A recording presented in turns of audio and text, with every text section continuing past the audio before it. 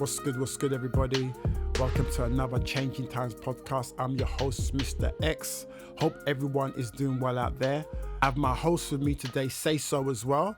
If you've been following the podcast, you will know Say So as a musician, stroke artist as well, and budding actor as well. So talking about acting, we're going to go straight into who our special guest is. Our special guest today is a British actor. He's appeared alongside Brad Pitt, Jennifer Aniston, Leonardo DiCaprio, Tom Hardy, to name but a few. He's BAFTA award winning. It's a big deal that we've got him on the show today. I know he's probably a busy guy and stuff, so I appreciate him even taking the time to be on the show today. He goes by the name of Will Poulter, growing up in London, Hammersmith. So, Will, are you there? Hey, I'm still there. How you doing? Still here. Okay, Will, say so, it's Will. How's it going, Will? Hey, Say So, nice to meet you, man. Nice to meet you. Crazy. I can see you're smiling. Say so. Even though I can't see you, I know you're smiling. Right now, it's crazy. My face is really. Thanks for having me on, and Say So, I'm glad to be chatting to you. No worries, man. What's good, Will? How's it going? All right. Thank you. Obviously, Okay. lockdown. Yeah, I know. It's a mad thing at the moment now, isn't it? So, I mean, okay, let's get into this now, basically.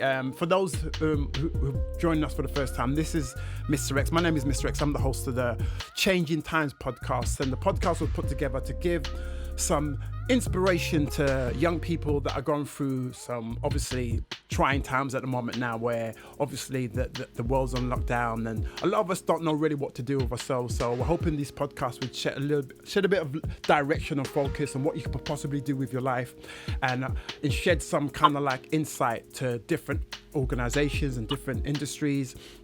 And if you're creative or if you're studying stuff, maybe this kind of like podcast can help. And today we have an incredible guest. I have to say, big up to Will Poulter for actually coming on the show and talking to us. So big up, man. I mean, first of all, can you explain a little bit, for those people that may not know who you are, explain a little bit about what you do and how you started? Yeah, of course. Well, first of all, thank you for having me on. You know, I appreciate the chance to chat to you as well. And, I think the motivation behind the podcast in terms of, providing support to young people at this kind of difficult time, and people who are creative or, have ambitions in, any given area, like providing support at this time, I think is really, really important just to kind of foster productivity. I'm an actor, and I've been really lucky. I've been acting since I was 12. It's kind of all I've ever really wanted to do. So I feel very, very fortunate that, I do what I love for a living. Being able to interact with other sort of like-minded creatives is always a kind of a pleasure. And, it's quite a sociable job. It's a sort of people-facing and inherently, sociable job. So getting the opportunity to meet lots of different people and share experiences is one of the best things about what I do. Wow. I mean, you say you started off when you was 12. Now it's a madness, yeah, because I remember watching, I'm not sure if it's your first film. You can shed some light whether it's your first film or not. Son of Rambo. Oh wow, yeah, that was my first film. Yeah. Oh man, I was like, and the first thing I said when saw that film, I goes, that dude there can act. Basically. Oh wow. I didn't know who he was. It was just some kind of like kid on the screen, basically, and stuff like that. And the personality and the way you're able to like really do what you do in front of camera was evident to see at the time, you know what I mean, and stuff. And now you've grown. Now the most important question I'm going to ask, because I know it's difficult in the entertainment industry, is the transition from a child actor into an adult actor. Has that transition been smooth for you? That's an interesting one. Yeah, I mean, in truth, when I was doing my first film and I was 12, naturally I didn't know what I was doing. But it was hugely exciting. And I think that I very quickly felt, even though I didn't necessarily know exactly what I was doing, I very quickly felt kind of a sense that I was doing what I wanted to do, that I was very happy in that mold, and it was certainly something that I wanted to do again and again thereafter. But balancing, and I'm sure a lot of young people listening to this can relate, but balancing sort of studying with sometimes the creative pursuits or things that you're doing outside of school, some of the extracurricular activities, like depending on what your support network is or how school feel about that or how family feel about that, it can be difficult. I think I was very fortunate in the sense that my family were quite supportive of me in that respect, and my grades weren't all that, so I think they were quite glad that I found something that I was sort of I was happy doing and having a bit more kind of success in. But I was just really excited to be doing it at the time. And then as I progressed through school, I did my best to sort of keep up my studies while also acting. And by the time I left school at 18, sort of at that point, I made a decision to kind of put all my eggs into one basket and pursue acting fully, which was scary. And I think as a child actor, in a way, there's a certain amount of support and infrastructure around you in the shape of chaperones and the fact that you are still in education, but stepping out into that adult world and having to try and sometimes readdress people's image of you as an adult now, because they might in their mind's eye see you still as the 12-year-old or the 16-year-old or however old you were when they first saw you. There's some challenge in that for sure. But I'm grateful. I've got a really great team, a really supportive family. And so that certainly helped the transition from child actor to kind of, an adult in the industry. Same. Say so. You got any questions? For me, I just want to get to know Will a bit more. Like, it's just crazy just talking to you. Like, it's just a pleasure for me. Man. Pleasure's mine, man. Well, in terms of, I know you've been acting for a while now, and there's been a lot of like changes through the times. But in times like this, what changes really do we really need to know about, and how do we need to adapt in a lot of changes that's happening? That's such a good question. I think that obviously, and I probably don't need to tell you, given that you're a musician, like I think that it's about working with what you've got in any given environment, I think, and that's never been more true. I think that obviously at the moment access to certain things is limited, and our freedom to go off and shoot something or record something or create something is limited by the fact that we're in lockdown to an extent. But then it's interesting how being in lockdown and that experience has caused, I think, a lot of creative people to look at restrictions and limitations as potentially positive things. It's really interesting what can come, creatively speaking, out of limiting yourself to a few things, and sometimes I think total freedom also kind of gives way to certain distractions. I know myself, if I sit down and write something or sit down and learn some lines or prepare an audition, freedom to explore the big wide world and everything else around me can sometimes be at odds with how productive I am in that moment. Whereas if I'm in lockdown and I've got time on my hands, I think doing my best to first and foremost kind of look after my mental state, and then secondly, see where I can be productive and see how really, I can combine those two things, take care of myself through the process, but also kind of feed that sort of creative engine, if you like, and see what I can produce out of that period.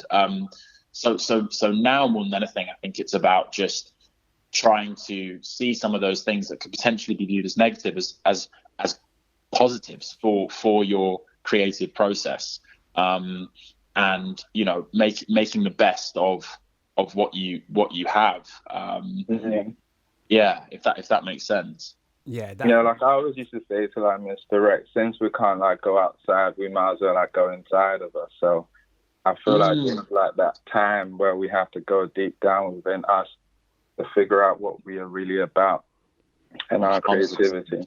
Yeah, I think you're right. Definitely going back to what Will said as well about being a creative. Basically, once you kind of like your limitations, kind of actually brings out your creativity in different ways, as Will said and stuff like that. And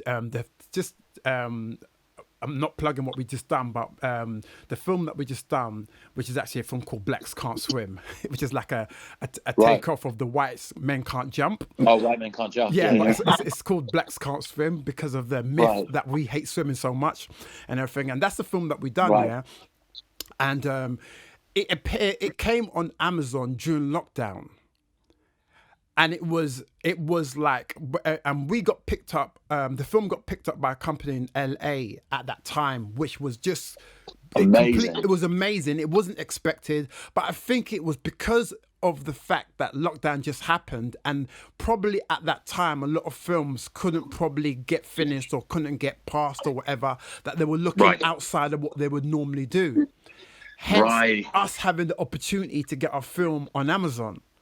Right. So it's like amazing what you can find based on what you've just said about being in a situation and seeing an opportunity where an opportunity wasn't there before. Yeah. You know what I mean? So, but at the same time, basically, there is strategy in things, and I'm going to hit you with another question, Will. And what makes you decide when to accept a film role? When do you say, no, I don't want that role? Or do you take everything? Or is there some strategy in how you go about picking a film role to do? Got you. First of all, I just want to say, just backtracking slightly, I'm definitely checking out that film. Black Scout Swim. Is it available Amazon. on? It's available on Amazon. I'm checking that out. Okay, wicked. Yeah, the process for me is kind of, it's different each time, just because the way in which you come across a project can happen in a number of different ways. It may be a general casting, comes through your agents, you read the script and you have to meet in person or make a tape. And obviously at the moment, more than ever, it's about making a tape and creating kind of your own sort of audition tapes. Other times, I think it might be something that you've read and you express an interest in. On kind of rarer occasions, you're sometimes sort of, offered things. But in every scenario, I try and first of all think about the message of the project. What is this projecting into the world? What is the social application for this? What does this say about society or about humanity? And can I sort of subscribe to that message? Can I put my name on the bottom of that and feel like this is adding some sort of value? And even if it's something that just offers like pure escapism, and alleviates some stress for people, that's also a beautiful thing. It doesn't necessarily need to be, sort of bursting with social commentary, but more than ever, I think I'm trying to think about, the real world application of it, of a job, and, also representation and inclusivity. I've got no interest in watching something that adds to a sense of divisiveness or perpetuates harmful stereotypes or makes people feel excluded or, represents people in a kind of archaic way that's sort of played out. I think now more than ever, there's a responsibility to think really, really carefully about what the message is. And then, aside from that, it's frankly about whether I feel like I have an emotional connection to the character and whether I feel like I can, represent that person, and whether that person is, someone I admire or someone I kind of despise. I feel like I have to be able to, there has to be some trace of, at least understanding of their position, even if I don't agree with it, if that makes sense. There has to be, you know what I mean? A sort of awareness of where they're coming from and what's informing their kind of worldview. So yeah, that's kind of what. And then, you know, obviously it's about wanting to work with, you know, really exciting, you know, women and men in the industry who are, you know, creating these projects on the cast and crew side, you know, and I'm looking at the directors, I'm looking at the producers, I'm looking at the whole team, because it really is a team sport. I think the filmmaking process, and I think a lot of creative processes, as much as it relies on sometimes, you know, individual efforts, you know, you find that actually those contribute to a larger kind of group effort, I think. Same. Gotcha. Shay, so you want to jump in?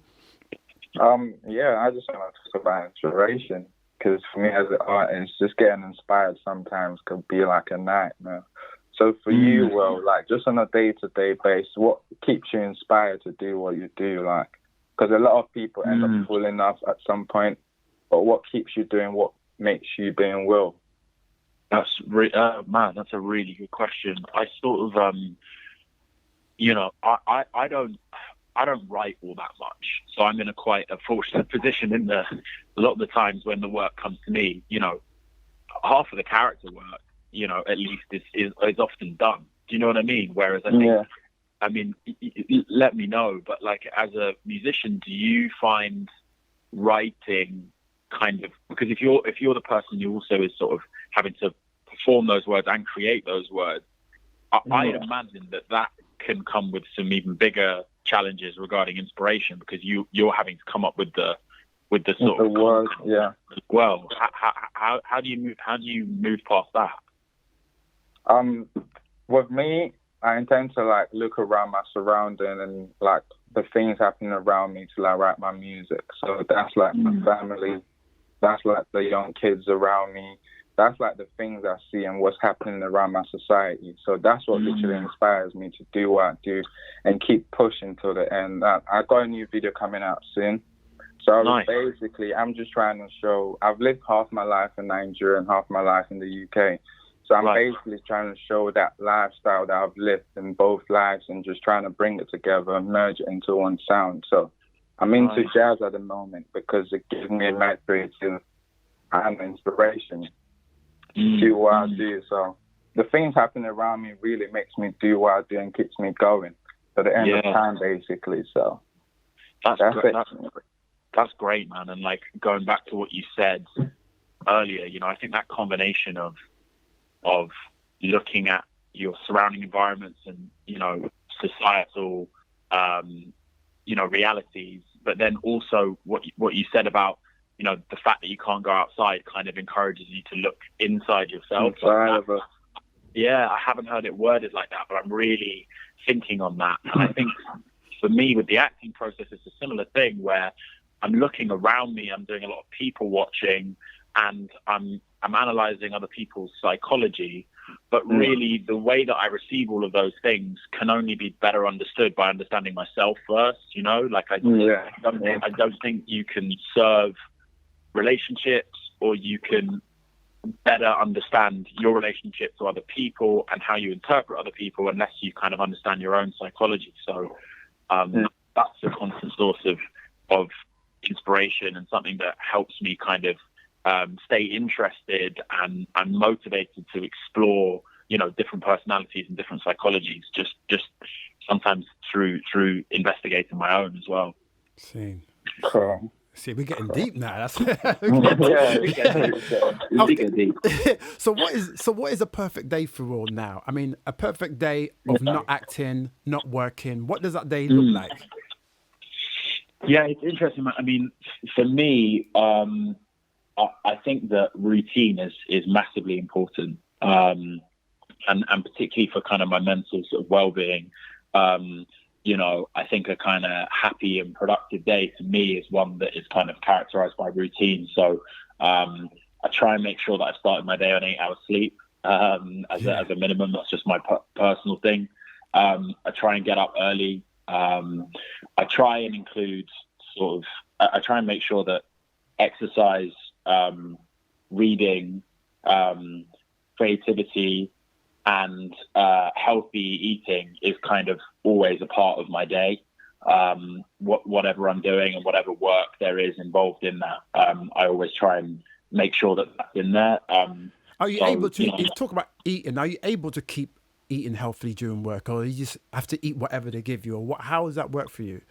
Yeah, that varies job to job. Kind of depends on the budget. Chef, yeah, it sort of depends on what the production is. But no, generally speaking, I am, and honestly, I mean that's as much for kind of sort of, you think that's kind of like sort of purely physically, a pure physical concern, but actually like mentally, I find that has a big kind of impact on me, just whether I'm able to eat healthy or not. So I try my best to do that, and I don't try and restrict myself too much to an unhealthy degree, but that's just sort of mentally something that I found has been quite positive. And I do quite a lot of reading for the purpose of work, so script reading, but I try and include some kind of reading for educational purposes or kind of just pleasure at some stage through the day as well. And I think it's also important to kind of, for a moment, escape what it is that occupies you in a kind of professional sort of work-related capacity. At certain stages, I love watching film and television and going to the theatre and stuff. But as much as I try and do that, and I feel that is something I enjoy and it's necessary for my work, I also try and, do things totally unrelated. Like I love to go and kick a football around. I love to go and read about, an entirely different subject matter to the one that I might be currently, exploring in my work. And just having that variation, I think, is important for sort of mental respite. Expanding the mind. Yes, exactly. Expanding the mind. Yeah. I mean, okay, so you want to ask a question? Well, what do you think about the football games at this point, with everything going on and no fans going to the stadiums and things like that? Do you still enjoy watching it, or? I'm an Arsenal fan. Yeah, he's an Arsenal. Yeah. No, yeah. No. Oh my days! I'm not a Gooner. I'm a Gooner, man. No. I love it. Okay, so who do you support? I support Chelsea. Fancy. I don't watch you can't blame me for that. You can't. Let's just end the podcast right now. It's tough. It's tough times. I know. It's tough times for real. Right now, it's confusing times because it was looking so promising for a while, and it's confusing times. I think that I'm really encouraged by the recent news that they're going to start kind of letting fans into the stadium. I think it's sort of 4,000 isn't it, or something like that, allowing people in.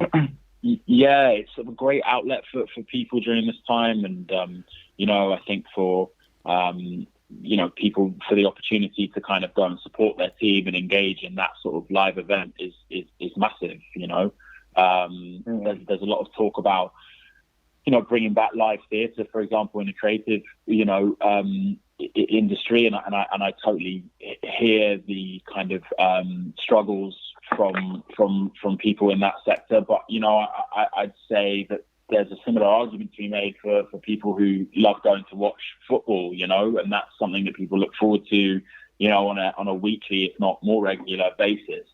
So it's really exciting, but obviously, it all has to be done in a kind of safe way. I've been, up until now watching all the games from home pretty much. And, whenever I'm traveling, I always try and find an Arsenal pub, or there's a website called Gooner Pubs, which tells you about where you can watch like Arsenal games. But I always try and find a sports bar wherever I am in America or wherever it may be, to try and keep up with the games. But have you lads been watching all the games?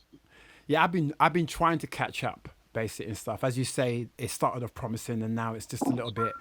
But you know what I said though. You know what I was saying. I was saying at the beginning of when they stopped having the fans come in, I said, you know what, that's going to affect a few players. It's going to probably, like, if you're a player that's used to going in with that 12th man, which is the crowd, you're used to the crowd and you're used to all the noise, and that inspires you and stuff like that. When that removes basically and stuff, that's going to affect you. And I thought to myself, that's probably going to affect the bigger players. And the small players, the new guys coming in, it's an opportunity for them. They're not used to the big stage anyway. So Right. I thought a lot of teams are going to show a dip in form, where a lot of the Yeah. underdog teams are going to show a kind of like an increase, and you're seeing that. Yeah. Probably it may change as the season kind of goes and it starts to balance itself up. But yeah, it's interesting to watch at the moment now, and I can't wait till the fans are allowed to get back in, to get back some of that original kind of vibe and stuff. Me too. So, yeah, it's looking all right at the moment now. But I wanted to ask you a question basically, because you talk about music, and what do you like listening to? What music's on your playlist? What's on my playlist? A lot Say So's on his playlist. What's that? You said Say So's on his playlist. I'm feeling like you will be after this podcast for sure. Thank you. I'm going to check out your stuff for sure. But yeah, it's a lot of it's a combination probably of sort of UK and US hip hop, rap, grime, kind of predominantly a combination of those genres and kind of across the Atlantic, I want to say. Same. Like it's kind of a healthy mixture of both. On the UK side, I'm a huge Little Sims fan. Yeah, big Little Sims fan. Kano's kind of always been my sort of favorite UK MC, and on the grime side, DEE, whose latest project's amazing. Yeah, it's amazing. It's mad. Incredible. I thought, an amazing project after obviously like kind of just a sort of a legendary career in general. Yeah. But yeah, I'm trying to think on the US side, Kendrick Lamar's kind of probably my favorite US artist. Yeah. Listen to a lot of Kendrick. And so yeah, it's a mix of sort of US and UK, I'd say. Same. The film that I saw you in, what is it? Oh, it's the Black Mirror film. What's the Black Mirror film that you did? Bandersnatch. Oh yeah, that one. The crazy character Colin. That's it. Yeah. I enjoyed that film a lot, and your character as well. But the question I'm going to ask you is like literally because if I'm right, you was a video game coder and stuff like that. Yes. And in the movie, have you? And I know films basically and video games have almost kind of blurred now. If you look at video games, and that like many movies, have you to date taken part in anything, in any video games? Have you lended, because I know they're using celebrities big at the moment now. And if not, is that something that you'd be interested in doing? Do you know what? It's interesting. So I shot Bandersnatch. Having not really been, I didn't grow up as a gamer. Like I was that guy that just watched other people play. Then someone would ask me to pass, I just pass it along. I wasn't naturally good at video games, and so I didn't really have like much of an interest in them. But interestingly, when I shot Bandersnatch, obviously I had to kind of do a bit of research into the world of video games and how they're developed, etc. And that was really interesting, and I think increased my general level of interest in them. I actually bought a book called Coding for Dummies, and then another one on video games, which was helpful. I barely made it through the Coding for Dummies book, but and then in terms of like contributions to video games, I actually played a character in a video game that was released quite recently, called Little Hope. Oh, for real? Which was available on PlayStation, and that came out like a couple of weeks ago actually. But that was a crazy experience. I shot in Canada for that, and it was like a motion capture performance. So we had these sort of rigs with cameras on our heads, and it recorded and captured all of our sort of emotions, and we basically shot the content for an entire video game in under sort of 2 weeks, which was crazy and a really unique kind of acting challenge, but I loved it, and definitely something that I'd consider doing again. Say so. You got a question? You know what? It looks like things are trying to go back to normal, but for me, I don't think it is. Well, what do you think? Do you think things will go back to normal, or we just have to adapt to what's going to be in the future, basically? Yeah, you know what? I really hope that things do go back to normal, in a sense. I really hope that people are, eventually free from the kind of pressures and the negative things that have come about through this pandemic and the various lockdowns and restrictions. But more than that, I hope that there's change as well. I hope that, the things that we've learned from lockdown and the pandemic and the facts that it's exposed mean that, we move forward with, those things in mind, and that we make necessary changes. I think it's exposed how people are disproportionately affected by certain things, how certain communities are disproportionately affected by austerity, how society is imbalanced in a number of different ways. And I would like to think that moving forward and after this, we look to kind of treat other people with more empathy and consideration, and I hope that is reflected at the highest level, and all throughout government as well, so it can be reflected in policy. We've learned a lot of lessons about how this lockdown has affected people, and I think we'd be fools not to learn from those lessons and try and affect positive change. So I hope things go back to some version of normal, but I hope it goes back to a sort of better version of normal, if that makes sense. Yeah, definitely. Okay, we've got a couple of questions left. Not going to take too much of your time. No worries. I've noticed you've used your influence to bring awareness to campaigns such as anti-bullying, Black Lives Matter, and obviously with Marie Storm and domestic violence. Where does that passion to help others come from, do you think, within you? I feel like I'm really fortunate to have a platform as an actor where maybe I'm able to engage in a kind of blog, however that presents itself, with lots and lots of people who I don't personally know, but that gives me an opportunity to kind of highlight the important work that's being done by people who unlike me, they dedicate their whole lives to it.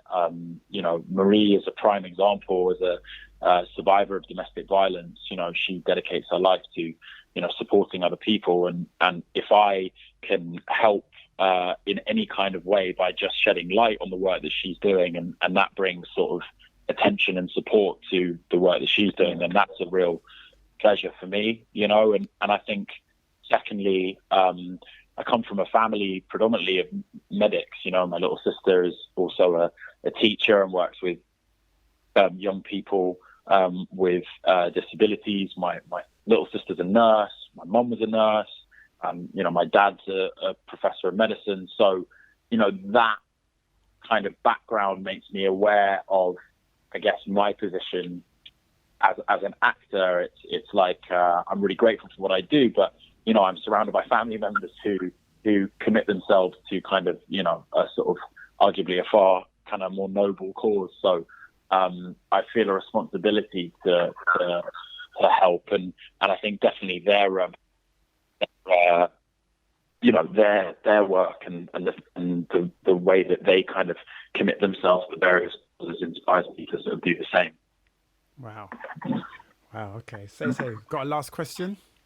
For someone like me, trying to be in the game and get to where you are, basically, with the film, with the music and everything that I'm doing right now, what advice would you give to me and someone like me growing up?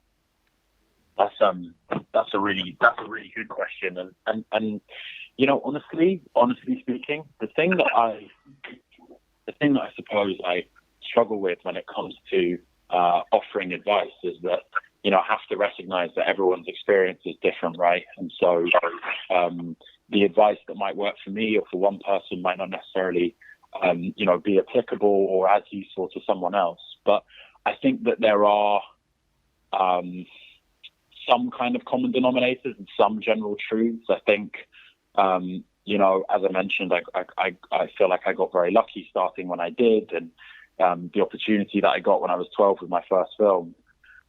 And I appreciate that came out of some really, you know, good fortune. But I think, you know, any opportunity can only really be realized by working hard.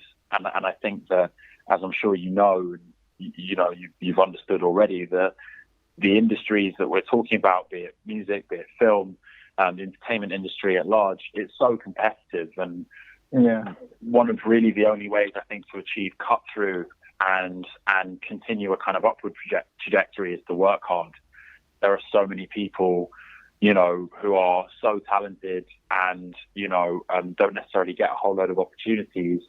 And I think that you sort of have to be mindful of the fact that hard work is almost a necessity in order to separate yourself from the pack and realize what you want to realize.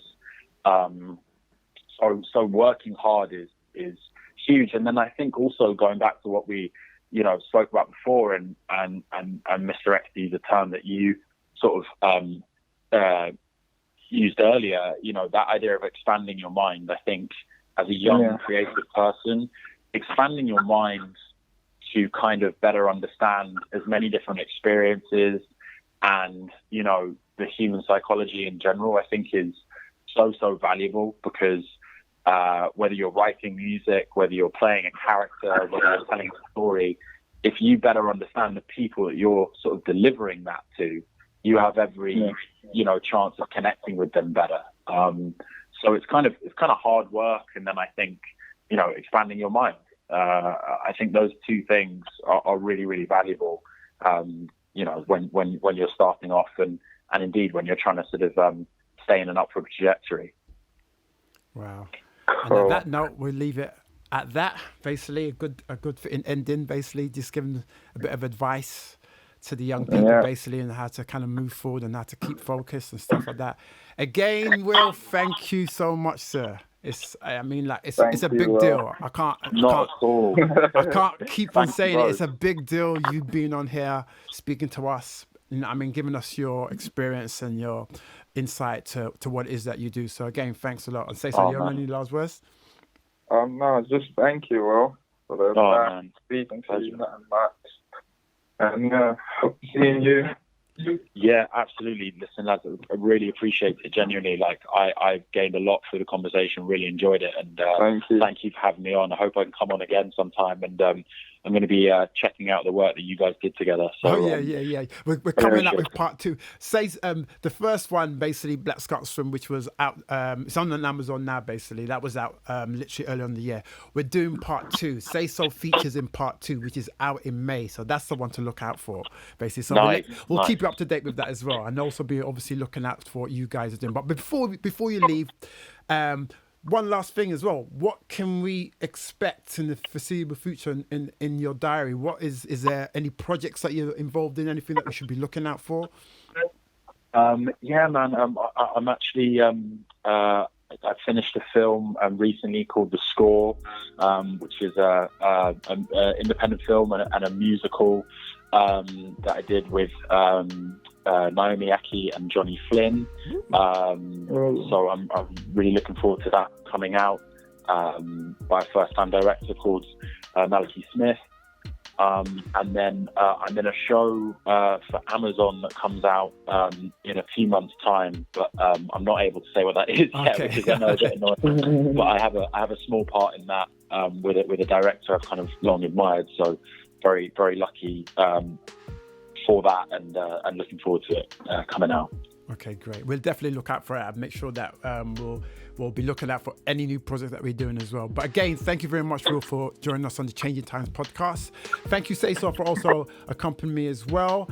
And yeah, man, I mean, it's been a pleasure, as I said, Will. Thank you very much again, sir. And hopefully we'll be chatting again soon. I hope so. Thanks a lot, fellas. All right, take care, man. All right, bye. Bye.